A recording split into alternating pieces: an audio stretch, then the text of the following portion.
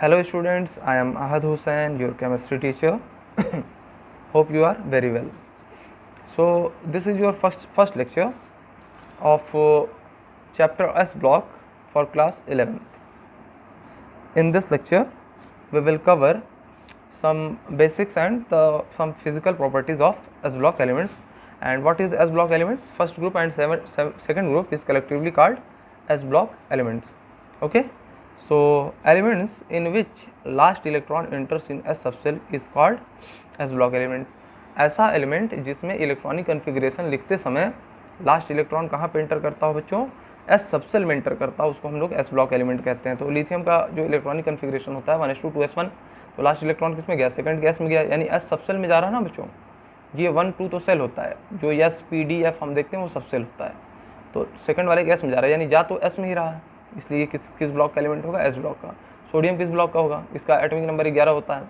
11 electron भरने के लिए 1s2 2s2 2p6 3s1 इस तरीके से इसका इलेक्ट्रॉनिक कन्फिग्रेशन करते हैं. देख रहे हैं कि एस सबसेल में ही इसका लास्ट इलेक्ट्रॉन इंटर कर रहा है. पोटेशियम को देख रहे हैं तो 1s2 2s2 2p6 3s2 3p6 4s1 इसका 19 होता है एटॉमिक नंबर, और इस तरीके से इलेक्ट्रॉनिक कन्फिग्रेशन किया जाता है. देखते हैं हम लोग लास्ट इलेक्ट्रॉन किस में इंटर कर रहा है? एस सबसेल में इंटर कर रहा है बच्चों. अगर एस सबसेल में इंटर कर रहा है तो इसका मतलब ये एस ब्लॉक का एलिमेंट होगा. ओके. बेरिलियम सेकंड ग्रुप का है. देखिए ये तो lithium sodium potassium rubidium caesium francium ये सब फर्स्ट ग्रुप के हो गए, और beryllium magnesium calcium strontium barium radium ये सेकंड ग्रुप के हो गए. ये दोनों कलेक्टिवली क्या कहलाते हैं? ग्रुप दोनों जो हैं मिला करके क्या कहलाते हैं? एस ब्लॉक एलिमेंट कहलाते हैं. अब बेरिलियम का एटॉमिक नंबर 4 होता है तो 1s2 2s2. मैग्नीशियम का 12 होता है 1s2 2s2 2p6 3s2. देखिए 12 इलेक्ट्रॉन ऊपर गिन लीजिएगा. कैल्शियम का 20 होता है 1s2 2s2 2p6 3s2 3p6 4s2, यानी कि एस में ही एस सबसेल में ही लास्ट इलेक्ट्रॉन इंटर किया, इसलिए ये भी एस ब्लॉक के एलिमेंट्स हुए. ठीक है ना. इलेक्ट्रॉनिक कन्फिग्रेशन अच्छे से आना चाहिए बच्चों आप लोगों को. चलिए, in S block we have only 2 groups. कितने ग्रुप्स होते हैं? 2 ग्रुप. पहले वाले को क्या बोलते हैं? जिसमें hydrogen lithium sodium potassium rubidium caesium होता है. तो हाइड्रोजन को अलग से पढ़ते हैं बेटा. हाइड्रोजन की स्टडी हम लोग अलग से करेंगे. हम लोग कहाँ से स्टार्ट करेंगे? Lithium sodium potassium rubidium caesium. Hydrogen के ऊपर एक अलग से चैप्टर ही है. फर्स्ट ग्रुप को हम लोग क्या बोलते हैं? Alkali metals. सेकंड ग्रुप को क्या बोलते हैं? Alkaline earth metals. Alkali metals कौन होंगे? Lithium sodium potassium rubidium caesium. Alkaline earth metals कौन से होंगे? Magnesium calcium beryllium magnesium calcium strontium barium radium, ये होंगे सेकंड ग्रुप. अच्छा, यहाँ पे लिखा भी है, चलिए देख लीजिए आप लोग. फर्स्ट ग्रुप कौन है? Alkali metals, hydrogen lithium sodium potassium rubidium caesium francium. इसका एटॉमिक नंबर लिख दिया 1 3 11 19 37 55 और 87. ये देखते रहिए, थोड़ा सा याद होता रहेगा. जिसको नहीं याद है वो थोड़ा बहुत मेहनत कर ले बच्चों. ग्रुप 2 में कौन से एलिमेंट्स होते हैं? इनको क्या कहते हैं? अल्कलाइन अर्थ मेटल्स कहते हैं. ग्रुप 2 में beryllium magnesium calcium strontium barium radium. Beryllium का 4 होगा, मैग्नीशियम 12, कैल्शियम 20, स्ट्रॉन्शियम आपका होगा 38 और बेरियम होगा 56 और रेडियम होगा 88. इसका ट्रिक भी बताए थे. 8 8 18 18 32 इस तरह का कुछ हमने मैजिकल नंबर दिया था एटॉमिक नंबर याद करने के लिए. अगर उसका आप लोगों ने यूज किया होगा तो सब कुछ याद हो गया होगा अब तक. चलिए बच्चों, अल्कली मेटल्स. अल्कली मेटल्स के बारे में थोड़ा देख लेते हैं हम लोग. अल्कली मेटल्स क्या होते हैं? ग्रुप 1 के मेंबर्स होते हैं. अच्छा, लिथियम कहाँ आता है? सेकंड पीरियड में आता है. हाइड्रोजन फर्स्ट पीरियड में होगा, तो हाइड्रोजन की बात तो करेंगे नहीं. लिथियम सेकंड में होगा, थर्ड में आएगा सोडियम, फोर्थ पीरियड में आएगा पोटेशियम, फिफ्थ पीरियड का आएगा रुबिडियम, सिक्स पीरियड का आएगा सीजियम और सेवन्थ पीरियड में आएगा फ्रांसियम. है ना बच्चों. चलिए, ये आपका हो गया क्या बोलते हैं एटॉमिक नंबर, इधर लिखा हुआ है. ठीक है ना. ये आपका हो गया पीरियड्स, किस पीरियड के एलिमेंट्स हैं. अच्छा, इसको हम लोग इसकी इलेक्ट्रॉनिक कन्फिग्रेशन लिखने की जगह 1s2 2s1 लिखने की जगह लिथियम को हम लोग क्या करते हैं? इसका जनरल इलेक्ट्रॉनिक कन्फिग्रेशन कर देते हैं. वो क्या होता है बच्चों कि 1s2 तो 1s2 किसका होगा? हीलियम का होगा. ठीक है, हीलियम का 2 होता है एटॉमिक नंबर, तो 1s2 की जगह हीलियम लिख दिए और 2s1 की जगह हमने यहाँ पे 2s1 लिख दिया. अच्छा, यहाँ पे 11 नंबर का एलिमेंट है ना. 11 नंबर का एलिमेंट होने का मतलब 11 इलेक्ट्रॉन फेल होगा. 10 नंबर का एलिमेंट खोजिए आप. 10 नंबर का कौन होता है? नियॉन. मतलब रेस्पेक्टिव जो इनर्ट गैस होते हैं वहाँ तक लिख करके और डायरेक्ट उसका जनरल इलेक्ट्रॉनिक कन्फिग्रेशन कर दिया जाता है ना. तो 10 नंबर, इसको 1s2 2s2 2p6 3s1 लिखने की जरूरत ही नहीं है. इसको क्या करेंगे हम लोग? 10 नंबर के लिए हम लोग क्या लगा देंगे? सीधे नियॉन, और नियॉन के बाद 11वें के लिए 3s1 कर देंगे. ये इसका शॉर्ट फॉर्म होता है, यूज करते हैं ना. पोटेशियम अगर 19 नंबर का एलिमेंट है तो इससे पहले वाला आप खोजिए कि इनर्ट गैस कौन सा है. हम जानते हैं 18 नंबर पे आर्गन आता है, तो 19 नंबर भरने की जगह फोर्थ पीरियड का हम जान रहे हैं ना तो आर्गन लिख करके 4s1 लिख देंगे। 5th पीरियड का रुबिडियम है, ठीक है ना, तो हम इसका 37 होता है एटॉमिक नंबर, तो 37 इलेक्ट्रॉन भरना है। तो आप इसके आसपास खोजिए कोई कौन सा नोबल गैस है, तो हम जानते हैं क्रिप्टन का 36 होता है, तो क्रिप्टन लिख करके और 5th पीरियड का इसलिए 5s1 लिख दिया हमने, है ना। और इसी तरीके से सीजियम का 55 होता है, तो हम इसके आसपास खोजते हैं नोबल गैस कौन सा है, इनर्ट गैस, तो जेनॉन मिलता है, इसका 54 होता है। तो 54 की जगह हम ये लिख देते हैं xenon 1s2 2s2 2p6 3s2 3p, इतना लंबा लिखने की जरूरत ही नहीं। अब हमने क्या लिखा, जेनॉन लिख दिया और 6s1 लिख दिया, है ना। अच्छा, फ्रेंसियम के लिए क्या किया, फ्रेंसियम के लिए हम जानते हैं रेडॉन का क्या होता है, 86 होता है एटॉमिक नंबर, और 7th पीरियड का फ्रेंसियम होता है, तो 86 की जगह रेडॉन लिख देंगे और 7s1 लिख देंगे हम लोग, इसका हो जाएगा electronic configuration, general electronic configuration, ठीक है ना। हाइड्रोजन को हम लोग कहाँ डिस्कस करेंगे, अलग से हाइड्रोजन चैप्टर में। ये जनरल इलेक्ट्रॉनिक कन्फिग्रेशन अगर समझ में आ गई है तो आप लोग बहुत अच्छे हैं अपने पढ़ाई में। चलिए, for being S block elements the condition is last electron should enter S subshell and all inner shells should completely filled. अच्छा, ये बच्चों मैंने बताया था जब आप लोगों को पीरियोडिक टेबल पढ़ा रहा था, तो एस ब्लॉक का होने के लिए कि लास्ट इलेक्ट्रॉन एस सबसेल में एंटर करना चाहिए और इनर सेल्स जितने भी हों वो कम्प्लीटली फिल्ड होने चाहिए, है ना। देखिए कैसे, मैग्नीशियम मान लीजिए 12 नंबर का एलिमेंट है, तो इसका इलेक्ट्रॉनिक कन्फिग्रेशन कैसे होगा, 1s2 2s2 2p6 3s2, 12 electron हो गए, 2 2 4 6 10 12, है ना। अब देखिए इसका इनर सेल्स कम्प्लीटली फिल्ड है कि नहीं, तो आउटर मतलब वैलेंस सेल तो ये होगा, इसको छोड़ दीजिए। इनर सेल कौन है, 2p6, p में 6 इलेक्ट्रॉन आते हैं तो है, हाँ है, s में 2 इलेक्ट्रॉन आते हैं, हाँ है, s में 2 इलेक्ट्रॉन आते हैं, हाँ है, ठीक है ना, यहाँ पे कम्प्लीटली फिल्ड है। अच्छा, तो सिर्फ और सिर्फ इनर सेल से क्यों मतलब है, वैलेंस सेल से नहीं मतलब है, नहीं बच्चों, वैलेंस सेल से कोई मतलब नहीं। आप सोचें अगर यहाँ पे तो वैलेंस सेल क्या फुल है, नहीं, वैलेंस का सेल का 3 का एस सबसेल फुल है, 3 में p भी होता है, d भी होता है। यहाँ पे आप अगर सोचना चाहें तो 3p 0 है और 3d भी 0 है, इसका मतलब थर्ड सेल नहीं कंप्लीट है, थर्ड का फर्स्ट सबसेल कंप्लीट है ना बच्चों। यहाँ पे क्या देखिए, सेकंड में दोनों सबसेल कंप्लीट है और सेकंड में 2 ही सबसेल होते ही हैं।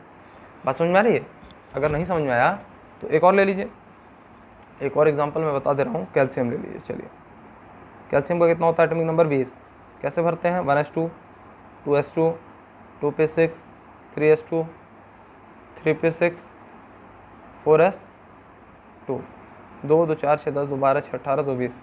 अब देखिए लास्ट इसका वैलेंस सेल कौन सा है, 4th है। इससे पहले कौन कौन से आते हैं, इससे पहले कौन कौन से सेल हैं, फर्स्ट है, सेकंड है, थर्ड है ना। तो आ जाइए, देखिए थर्ड का जितना मैक्सिमम इलेक्ट्रॉन आना चाहिए है। अब बच्चों आपकी बात एक चीज़ जान लीजिए कि यहाँ पे आप ये मत सोचिएगा 3D सर क्यों फिल नहीं हुआ, तो 3D बच्चों 3D से पहले 4s में इलेक्ट्रॉन चला गया ना, और इसी वजह से एस ब्लॉक एलिमेंट हो गया, तो इसमें थोड़ी सी कॉम्प्लिकेशन आएगी। इससे पहले कि जितने भी आपके मतलब वो हैं वो फील्ड हैं, इससे एनर्जी लेवल हाई हो जाता है 3s का 3D का, 4s से 3D का एनर्जी लेवल हाई हो जाता है। इसमें कन्फ्यूज मत होइए बच्चों, are inner shells are completely filled अगर लिखा है तो वो अपनी जगह कहीं ना कहीं किसी रीजन से लिखा है, ठीक है ना। चलिए कोई और आप उठा लीजिए, एक और एग्जांपल ले लीजिए ताकि आप लोगों को ये थोड़ा डाउट ना बन जाए कि सर 3D क्यों नहीं भरा यहाँ पे। तो कभी कभी ऐसा होता है बच्चों, है ना, कुछ चीज़ें तुरंत आपको आंसर यहाँ पे नहीं मिलेंगी, तो घबराइए नहीं बच्चों, है ना। हर चीज़ का एक्सप्लेनेशन है, क्यों नहीं होता है अभी आप लोगों को, हम लोग को जब एटॉमिक स्ट्रक्चर पढ़ेंगे तो उसमें कई चीज़ें पढ़नी है हम लोगों को, है ना, कई चीज़ें पढ़नी है, तो वो धीरे धीरे समझ में आएगा। चलिए कौन सा ले लें लिथियम सोडियम पोटेशियम ले लिया जाए, या चलिए सोडियम ले लेते हैं। सोडियम का एटॉमिक नंबर कितना होता है, 11, और इसको लिखना स्टार्ट करिए, 1s2 2s2 2p6 3s2, है ना, 2 2 4 6 10, अच्छा 3s1, अब छोड़ दीजिए, है ना। ये तो हो गया मेरा वैलेंस सेल। वैलेंस सेल नहीं देखना है, इससे पहले देखिए कि सारे के सारे जो है सेल्स कम्प्लीटली फिल्ड है कि नहीं, तो हाँ फर्स्ट है फिल्ड, ये भी फिल्ड है, ये भी फिल्ड है, यानी कि हमारे पास वैलेंस सेल के जितने भी इनर सब सेल्स हैं, इनर सेल्स हैं, वो कम्प्लीटली फिल्ड हैं। ओके, चलिए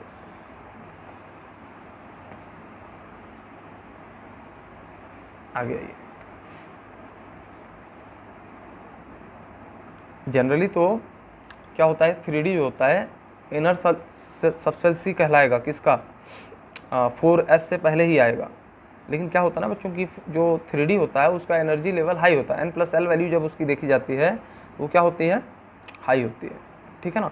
तो ये एक्सप्लेनेशन बहुत उचित नहीं है वैसे बच्चों, ये कंट्राडिक्ट करेगा आप लोगों को, तो अभी घबराइए नहीं बच्चों, है ना, ये अभी घबराइए नहीं, बस ये डेफिनेशन जरूर याद रखिएगा।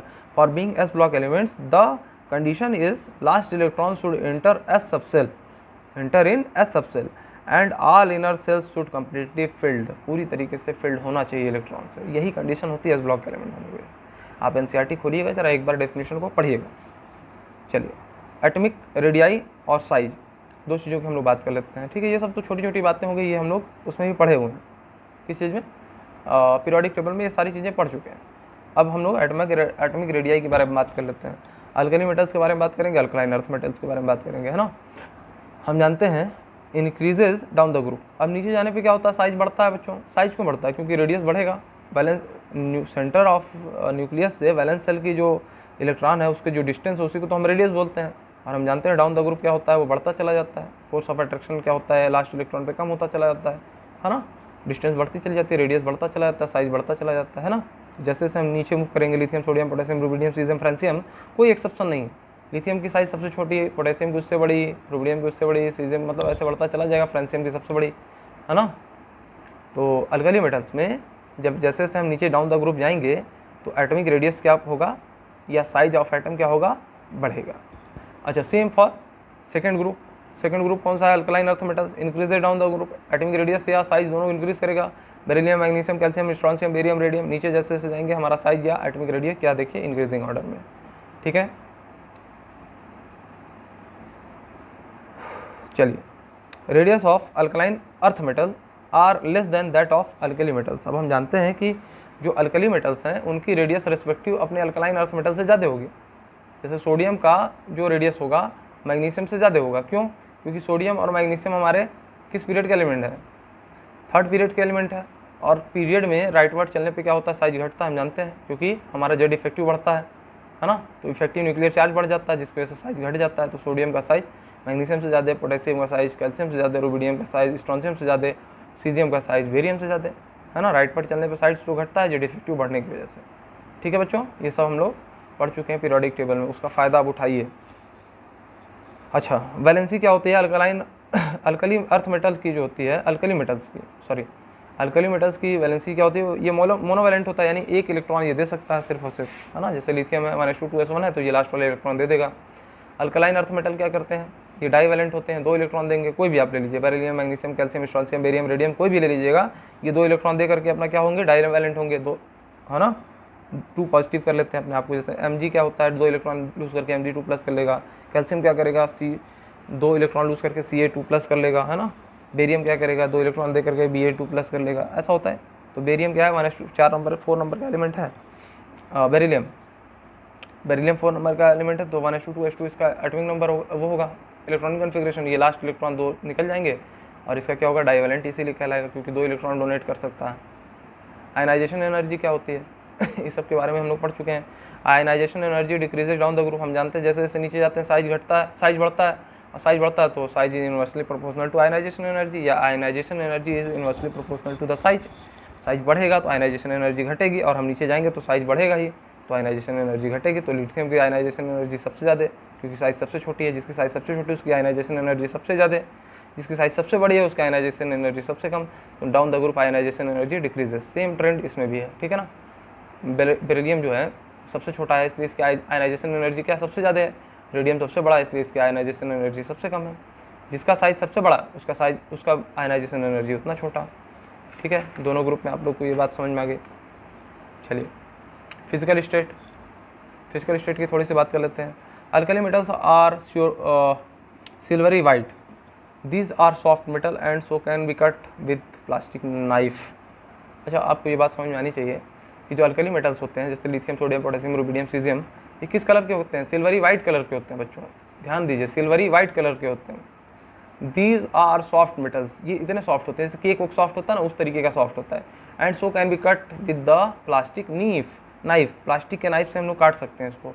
मेटल सही है ना, लेकिन इतना सॉफ्ट है कि इसको हम लोग क्या कर सकते हैं? प्लास्टिक के नाइफ से काट सकते हैं, प्लास्टिक के चाकू से काट सकते हैं। चलिए, alkaline earth metals are silvery ये सिल्वरी वाइट था और ये क्या है? सिल्वरी।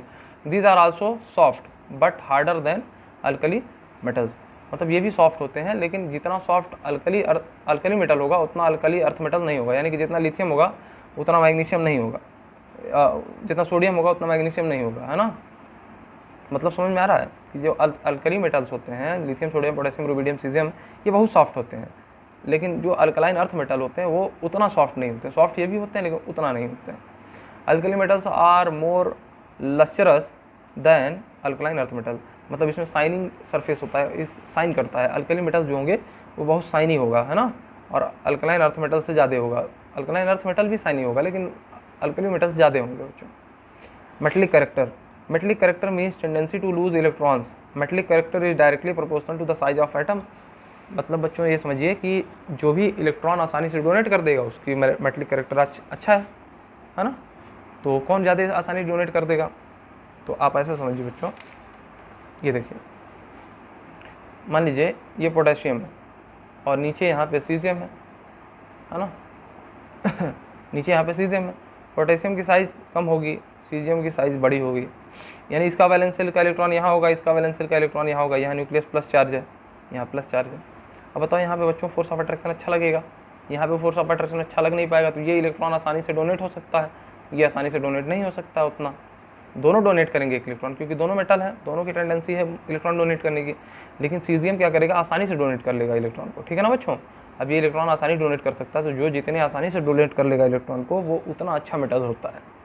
बस समझ में आ गई, जो जितनी आसानी से इलेक्ट्रॉन को डोनेट कर लेगा वो उतना अच्छा मेटल होगा। क्यों डोनेट कर पा रहा है, क्योंकि न्यूक्लियस से दूरी इसकी इलेक्ट्रॉन की वैलेंस शेल के इलेक्ट्रॉन की ज़्यादा दूर है, और यहाँ पे क्या है, कम दूरी है, इसलिए उतनी आसानी से यहाँ पे डोनेट नहीं हो पाएगा, यहाँ पे हो जाएगा। ठीक बच्चों, चलिए अब हम लोग बात करते हैं मेटलिक कैरेक्टर की। तो मेटलिक कैरेक्टर कैसे साइज के डायरेक्टली प्रोपोर्शनल होता है। साइज ऑफ एटम बढ़ेगा तो डोनेट करने की टेंडेंसी इलेक्ट्रॉन की बढ़ जाएगी एटम की, तो ऑटोमेटिक मेटलिक कैरेक्टर बढ़ जाएगा। हाँ, जितना इजीली डोनेट होगा उतना ज़्यादा metallic character. As we move down the group size increases, हम जानते हैं नीचे जाते हैं साइज इंक्रीज करता है, hence metallic character increases down the group. इसी वजह से मेटलिक कैरेक्टर भी बढ़ेगा ना, जैसे नीचे जाएंगे साइज बढ़ेगा, साइज बढ़ेगा तो न्यूक्लियस की पकड़ वैलेंस शेल के इलेक्ट्रॉन पे कम हो जाएगी तो वो आसानी से डोनेट होना चाहेगा इलेक्ट्रॉन, और डोनेट हो जाएगा इसका मतलब उतना अच्छा मेटल है, तो नीचे जाने पर मेटलिक कैरेक्टर बढ़ेगा, है ना। चलिए, alkali metals are more metallic than alkaline earth metals. एक चीज़ और है, लिथियम से नीचे जाएंगे, सोडियम, पोटेशियम, रुबिडियम, सीजियम, तो सीजियम सबसे ज़्यादा मेटलिक मिलेगा इन सब में, है ना। लेकिन आप जब राइटवर्ड चलेंगे, दो ग्रुप में कंपेयर करें अल्कली मेटल्स और अल्कलाइन अर्थ मेटल्स, तो कौन ज़्यादा मिलेगा मेटलिक, कौन ज़्यादा मिलेगा, अल्कली मेटल्स। अपने रिस्पेक्टिव पीरियड में अल्कली मेटल्स का मेटलिक कैरेक्टर ज़्यादा होगा अल्कलाइन अर्थ मेटल से। ऐसा क्यों, क्योंकि इनकी साइज बड़ी होती है अपने पीरियड में, इनकी छोटी होती है। इधर साइड लेफ्ट राइटवर्ड चलने पे जेड इफेक्टिव बढ़ता है तो साइज घटता है, साइज घटता है यानी कि मेटलिक कैरेक्टर भी घट गया, जिसका साइज बढ़ा उसकी मेटलिक कैरेक्टर बढ़ा। बात समझ में आ रहा है। तो सोडियम का मेटलिक कैरेक्टर ज़्यादा होगा मैग्नीशियम से। अच्छा, बॉइलिंग पॉइंट और मेल्टिंग पॉइंट के बारे में थोड़ा सा बात कर लिया जाए, है ना। क्यों मैंने मेटलिक कैरेक्टर बताया, क्योंकि इस पर डिपेंडेंसी है boiling point and melting point पे मेटलिक कैरेक्टर के। तो boiling point and melting point depends on metallic bonding. अब मेटलिक बॉन्डिंग क्या होता है यहाँ पे अभी मैं समझाऊंगा नहीं, है ना, इसको हम लोग केमिकल बॉन्डिंग में डिस्कस करेंगे, ठीक है। तो हम लोग जानते हैं आयनिक बॉन्ड होता है, कोवेलेंट बॉन्ड होता है, कोऑर्डिनेट बॉन्ड होता है, फिर मेटलिक बॉन्ड होता है, इस तरीके की काफ़ी चीज़ें हम लोग देखेंगे। फिर van der Waals forces of attraction देखेंगे, है ना, वो किस तरह का बॉन्ड होता है, जैसे हाइड्रोजन बॉन्ड वगैरह हो गया। तो इन सब चीज़ों को हम लोग जब केमिकल बॉन्डिंग पढ़ेंगे तो बहुत डीप में पढ़ेंगे। अभी बच्चों कुछ जान लीजिए कि क्या होता है, कुछ मेटलिक बॉन्डिंग होती है, ठीक है ना, मेटल के बीच में मेटलिक बॉन्डिंग कुछ होती है। तो बॉइलिंग पॉइंट और मेल्टिंग पॉइंट जो होता है मेटलिक बॉन्डिंग पे डिपेंड करता है, और हम जानते हैं कि मेटलिक बॉन्डिंग जो होता है वो किसके डायरेक्ट मतलब वो होता है, हाँ, मेटलिक कैरेक्टर जिसमें ज़्यादा होगा मेटलिक बॉन्डिंग उसकी ज़्यादा होगी। चलिए देखिए, ऐसे देखिए, metallic bonding depends on, metallic bonding depends on, उस पर नहीं डिपेंड करेगा। अभी जो हम लोग पिछली बात किए हैं कि मेटलिक कैरेक्टर जो बढ़ना और मेटलिक बॉन्डिंग बढ़ना ये दोनों अलग अलग चीज़ है, ठीक है ना। मेटलिक कैरेक्टर बढ़ना मतलब tendency to donate electron, metallic bonding बढ़ने का मतलब क्या है, नंबर ऑफ वैलेंस इलेक्ट्रॉन जो होंगे इंक्रीज करेंगे तो मेटलिक बॉन्डिंग बढ़ेगी। इसका मतलब क्या है बच्चों, जैसे मान लीजिए हमने लिया लिथियम और हमने लिया बेरिलियम।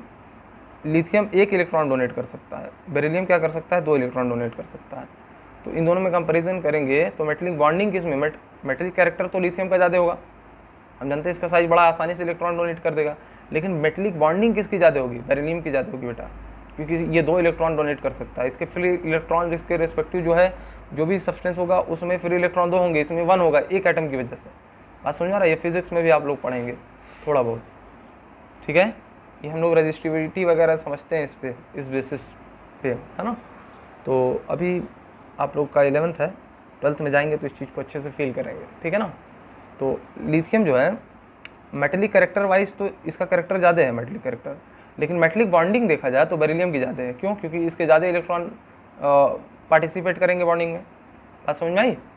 तो ठीक है, और क्या है, तो मेटेलिक बॉन्डिंग जो है दो चीज़ों पर डिपेंड करती है। पहला क्या हो गया, वैलेंस शेल में जितने इलेक्ट्रॉन डोनेट हो पाएंगे उसके directly proportional, size of item के इन्वर्सली प्रोपोर्शनल। साइज बढ़ेगा तो मेटेलिक बॉन्डिंग घटेगी, है ना। अच्छा, मेटेलिक बॉन्डिंग अच्छी होगी तभी तो इलेक्ट्रॉन डोनेट नहीं हो पाएंगे, है ना। और इलेक्ट्रॉन डोनेट नहीं हो पाएंगे तो उसका मेटेलिक कैरेक्टर कम है। अगर मेटेलिक बॉन्डिंग कम होगी तो इलेक्ट्रॉन इजीली डोनेट हो पाएंगे, अगर इजीली डोनेट पाएंगे तो उसका मेटेलिक कैरेक्टर ज़्यादा है। तो दोनों अलग चीज़ है बच्चों, मेटेलिक बॉन्डिंग और मेटेलिक कैरेक्टर दो अलग अलग चीज़ें, ध्यान दीजिएगा। ठीक है, अगर नहीं समझ में आया तो एक बार और बैक करिए और मेरे बातों को ध्यान से समझिए, ठीक है। मेटेलिक कैरेक्टर क्या समझे, अगर साइज बढ़ेगा तो मेटेलिक कैरेक्टर बढ़ेगा, अगर साइज बढ़ेगा तो मेटेलिक बॉन्डिंग घटेगी। बात समझ में आई? और मेटेलिक बॉन्डिंग एक चीज़ और पर डिपेंड करता है, नंबर ऑफ वैलेंस इलेक्ट्रॉन बढ़ेंगे तो मेटेलिक बॉन्डिंग बढ़ेगी। बात समझ में आई बच्चों? साइज बढ़ने पे मेटेलिक कैरेक्टर बढ़ता है, साइज बढ़ने पे मेटेलिक बॉन्डिंग घटती है, वैलेंस इलेक्ट्रॉन बढ़ने से मेटेलिक बॉन्डिंग बढ़ती है। Okay, alkaline earth metals have more strong metallic bond than alkali metals. अब अल्कलाइन अर्थ मेटल्स का क्यों स्ट्रॉन्ग बॉन्ड होता है अल्कली मेटल से? क्योंकि हम जानते हैं अल्कलाइन अर्थ मेटल की साइज छोटी होती है, ठीक है ना। जिसकी साइज छोटी है उसका मेटेलिक बॉन्डिंग ज़्यादा, मेटेलिक कैरेक्टर कम होगा, ठीक है ना। मेटेलिक बॉन्डिंग लेकिन ज़्यादा होगी, किसकी मेटेलिक बॉन्डिंग ज़्यादा होगी? अल्कलाइन अर्थ मेटल की। क्यों? क्योंकि इसका रेस्पेक्टिव अल्कली मेटल से साइज छोटा होता है। अब छोटा है तो बॉन्डिंग अच्छी होगी, है ना, क्योंकि metallic bonding is directly inversely proportional to the size. Size घटेगी तो मेटेलिक बॉन्डिंग बढ़ेगी, और हम जानते हैं अल्कली अर्थ मेटल्स की साइज छोटी होती है अल्कली मेटल से। बात समझ में आ गई? ये लाइन समझ में आ गया होगा। Alkaline earth metals have more strong metallic bonding than alkali metals. तो सोडियम की जो मेटेलिक बॉन्डिंग होगी उससे ज़्यादा होगा मैग्नीशियम का। इसका रीज़न मैं बता दे रहा हूँ, सोडियम की साइज बड़ी है इसलिए मेटेलिक बॉन्डिंग छोटी होगी, कम होगी। मैग्नीशियम की साइज छोटी है इसलिए मेटेलिक बॉन्डिंग ज़्यादा होगी इसमें। पहला फैक्टर हो गया। अच्छा, दूसरा फैक्टर देख लीजिए, नंबर ऑफ वैलेंस शेल के इलेक्ट्रॉन जिसमें ज़्यादा होंगे उसमें मेटेलिक बॉन्डिंग ज़्यादा होगी, कैरेक्टर नहीं, मेटेलिक बॉन्डिंग। इसमें सोडियम में कितने वैलेंस इलेक्ट्रॉन होते हैं? 1। मैग्नीशियम में कितने होते हैं? 2। तो किस में मेटेलिक बॉन्डिंग ज़्यादा होगी? मैग्नीशियम में। दोनों फैक्टर किसको सपोर्ट कर रहा है? मैग्नीशियम को। इसलिए मैग्नीशियम की मेटेलिक बॉन्डिंग सोडियम से ज़्यादा होगी। और इसी तरीके से अपने रिस्पेक्टिव पीरियड में सभी अल्कलाइन अर्थ मेटल्स की मेटेलिक बॉन्डिंग अल्कली मेटल्स से ज़्यादा होती है बच्चों। ओके, यहाँ पे लिखा है कुछ reason, because alkaline earth metals have more valence electron down the group size increases so boiling point and melting point decreases.